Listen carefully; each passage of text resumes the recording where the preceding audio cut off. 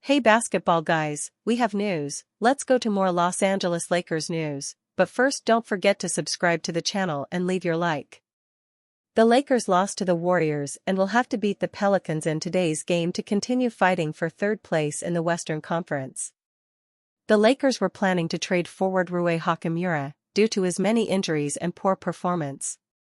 But surprisingly, after returning from injury, Hachimura improved his game and is becoming a solid and important player for the Lakers. Rui Hachimura will be essential for the Lakers in the playoffs. The Lakers were unable to bring in any major reinforcements for the playoffs, but the best news is the growth of Hachimura, who will be a great addition in the playoffs. Rui Hachimura's growth encourages coach JJ Redick and brings hope that they will be able to overcome major rivals and reach the finals of the Western Conference. 13.1 PPG scorer showed why he is instrumental to the Los Angeles Lakers' success in the playoffs. The Los Angeles Lakers locked horns with the Golden State Warriors as the two sides matched up for one last time in the regular season. Nuggets and Clippers vs Mavericks. Despite being a higher seed, the Lakers had no response for the new-look Warriors as they suffered a 123-116 defeat at Crypto.com Arena. While this loss could have a lasting impact on the Lakers' title chances this season, there was a silver lining for the team. Rui Hachimura had his best game since the NBA All-Star break. Usually, the trio of LeBron James, Luka Doncic, and Austin Reeves is expected to take care of business. However, there are times when the Lakers have played with a big four on the court. That has been the case when 27-year-old Rui Hachimura goes off by impacting the game on all levels. Speaking of which, Rui did just that in the Lakers' 7-point defeat. Hachimura finished the night with 24 points, 6 rebounds, and 3 assists. He also shot an impressive 9 of 15 from the floor, including a 3 of 6 showing from the three-point line.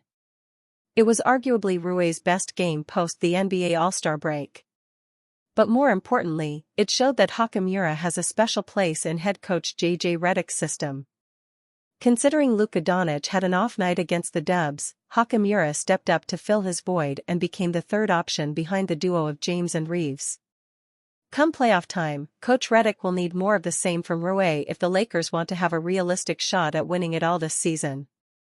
Hachimura shines, but Luka Doncic's struggles lead to Lakers' defeat. At this point in the season, there is no room for error in the Western Conference. After all, each win or loss can determine the final standings in the West. The Lakers slipped to 4th spot in the standings following the Warriors' loss. More importantly, they are now just 1.5 games out of a play-in tournament spot despite holding the 4th seed. Speaking of the Lakers vs Warriors clash, Doncic struggled throughout the game. So much so that his 2-year streak of making at least one three-pointer in a game was snapped as he shot 0 of 6 from deep. Doncic finished the night with just 19 points while shooting an abysmal 35.7% from the field. He did have 8 rebounds and 7 assists, but his disastrous shooting made headlines over that. Luka Doncic takes blame for Lakers losing to Warriors. That performance for me was unacceptable. NBA star Luka Doncic took the blame for the Los Angeles Lakers losing to the Golden State Warriors on Thursday at Crypto.com Arena.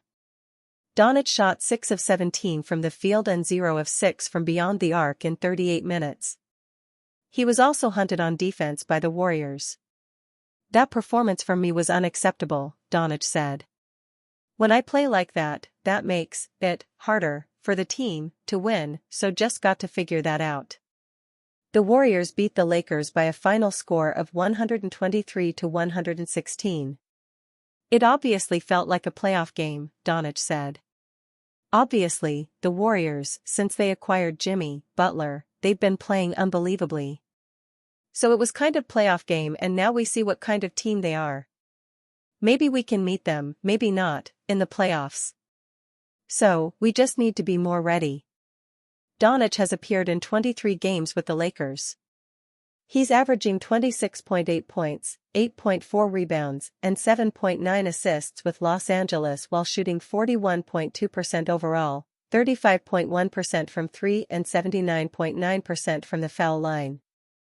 The Lakers are in 4th place in the West, while the Warriors are in 5th place. Doncic has appeared in 45 games this season with the Dallas Mavericks and Lakers.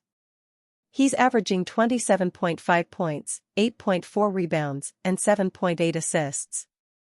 It was not what they were doing, Lakers head coach J.J. Redick said. It was what we were doing. And we showed them at halftime. The spacing alignments were incorrect, and having the wrong guy in the dunker spot, the wrong guy in the corner.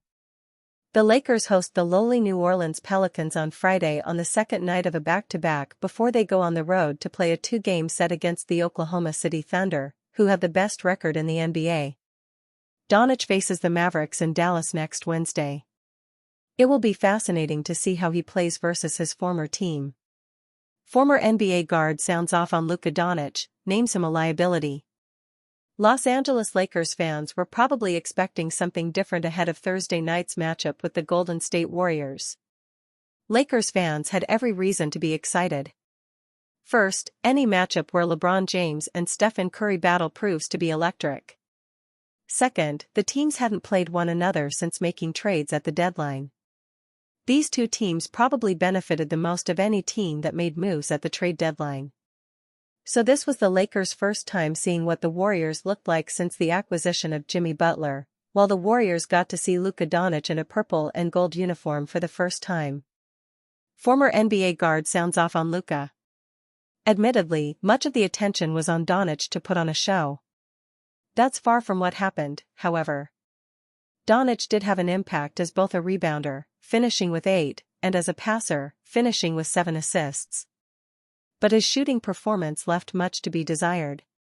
He scored 19 points on 6-4-17 shooting and was 0-for-6 from three-point land. Former NBA guard Jay Williams didn't hold back when assessing Doncic's performance in the 123-116 loss on Get Up. Luka's stock took a major hit, Williams said. This is a concerning issue we've been talking about. If you're going to be a liability on the defensive end, then you need to be prolific on the offensive end. He's been shooting below 50% from the field. He's one of the least efficient volume shooters since he joined the Lakers. Williams then points out exactly what the Warriors were doing on defense that caused Doncic fits. If you're not going to be prolific and carry the load offensively, teams are going to attack you defensively, Williams said. Golden State didn't play in drop coverage, which allows Doncic to be surgical and tactical in his approach. That's where he can dissect you. They switched everything. You have bigs on the perimeter guarding Doncic, contesting shots late, and that's why his efficiency is low. Bad shooting nights happen. Lacking on the defensive end while having a bad shooting night shouldn't. The Lakers are always going to get scrutinized more than the average franchise. Not just because they're the Lakers but also because of LeBron James. For Lakers that actually lived up to expectations this year. The Lakers are in position to grab a high seed in the playoffs because these 4 guys have come through for them. There are still 7 games to go, but the Los Angeles Lakers have already had themselves a heck of a season. Picked by most sportsbooks to have an over-under win total of 42.5, they've already cruised past that number with their 46-29 record, setting themselves up for a chance to grab a top 4 seed and have home court advantage in the first round of the playoffs. J.J. Redick has done an outstanding job in his first year as head coach, especially considering that his only real coaching experience before this was coaching his son's youth league team. Whatever he's doing, it's working, as LA has vastly improved their defense and embraced the three-pointer more than ever before. Redick has been great, as has general manager Rob Pelinka, who authored the heist of the century by pilfering Luka Doncic from the Dallas Mavericks at the trade deadline. At the end of the day though, you can't win without players, and the purple and gold have gotten as much or more than they could have hoped for from several guys on the team. Today we're looking at 4 that have met or exceeded expectations to get the Lakers to where they are today. Luka isn't on this list since he hasn't quite been around long enough, but rest assured in knowing that Lakers fans are very happy to have him, too. LeBron James has shown no signs of slowing down in his 22nd season. We have to start with the best player of his generation, LeBron James. People have been waiting for LeBron's downfall for years, none more so than this guy, NSFW, but LeBron continues to play at an absurdly high level. The man is now 40 years old, the oldest active player in the NBA, and he looks like a lock for second-team All-NBA with his averages of 24.4 points, 8.1 rebounds, and 8.4 assists. He's shooting 51% from the floor while playing the best defense he has in years, and despite a few minor injuries, he's been incredibly durable, as he still has a shot to play 70 games. What LeBron is doing is unprecedented in the NBA. Whenever he finally decides to hang it up, his records are going to be as close to untouchable as can be, because the thought of somebody being this good for almost a quarter of a century is unfathomable, or at least it was until he came along. The Lakers didn't really get going until Dorian Finney-Smith showed up. Dorian Finney-Smith didn't begin the year on the Lakers roster, but whatever expectations fans had of him when he arrived via trade in late December, he surpassed them easily. Finney-Smith's arrival changed the Lakers' defensive identity, making them more switchable and better equipped to stop perimeter scorers, and his 38.6% three-point shooting has kept opposing defenses honest. Finney-Smith has only played in 37 of LA's 75 games, yet he leads the team in plus-minus by far. He also represents an addition by subtraction element, as his arrival came at the expense of D'Angelo Russell, whose exit seemed preordained from the moment he signed his player option this past summer. With Finney-Smith, the Lakers are a more composed, professional and reliable team night in and night out than they were with Russell, who was capable of the occasional scoring outburst but was just as likely to shoot the Lakers out of games or kill the offense with too many turnovers. As the postseason gets closer, Finney-Smith's importance to the team will only become more apparent. The Western Conference contenders are loaded with matchup nightmares, from Anthony Edwards and Steph Curry to Shai Gilgeous-Alexander and Ja Morant. DFS gives the Lakers a chance to slow them down. Jackson Hayes has lessened the sting of losing Anthony Davis. It's not a backhanded compliment to say that Jackson Hayes is the most surprising inclusion on this list. The sixth-year center entered the season as a break glass in case of emergency option if Anthony Davis went down, but was suddenly thrust into a larger role when AD was shockingly traded to Dallas in early February. Hayes has responded by seizing his larger role and doing his best Davis-light impersonation. Defensively, he's been smart and tough at the rim, as his minutes have gone from the mid-teens before Davis's departure to about 23 per game since the trade. He's only gotten more effective. Hayes knows his role, which is to say that he doesn't hunt his own shot but is more than willing to finish when he catches a lob or grabs an offensive rebound. Since Davis left, he's shooting well over 70% from the floor, which means he's making winning plays but doing nothing to hurt the team or get in the way of the Lakers' primary scorers. When Hayes plays his best, the Lakers almost always win. He scored in double figures 11 times this year. The Lakers' record in those games? 9-2. Austin Reaves has gotten better and better every single year. It seems that every offseason, Lakers fans say something to the effect of, "Austin Reaves is pretty good, I wonder if we can package him in a trade for someone better." Then every year, Reaves takes his game up a notch. Thankfully, Rob Pelinka has resisted the urge to move him. Reaves is now in his fourth year in the league, and it's fair to say that he's on an all-star trajectory.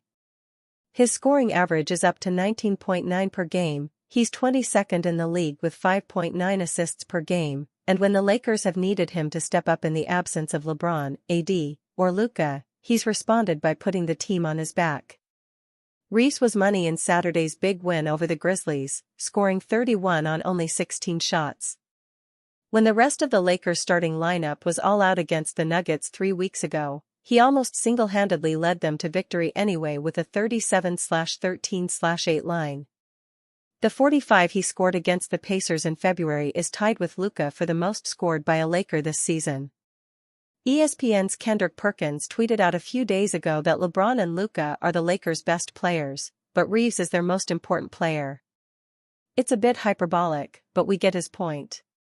Reaves is that integral to everything the Lakers do, and he just keeps getting better.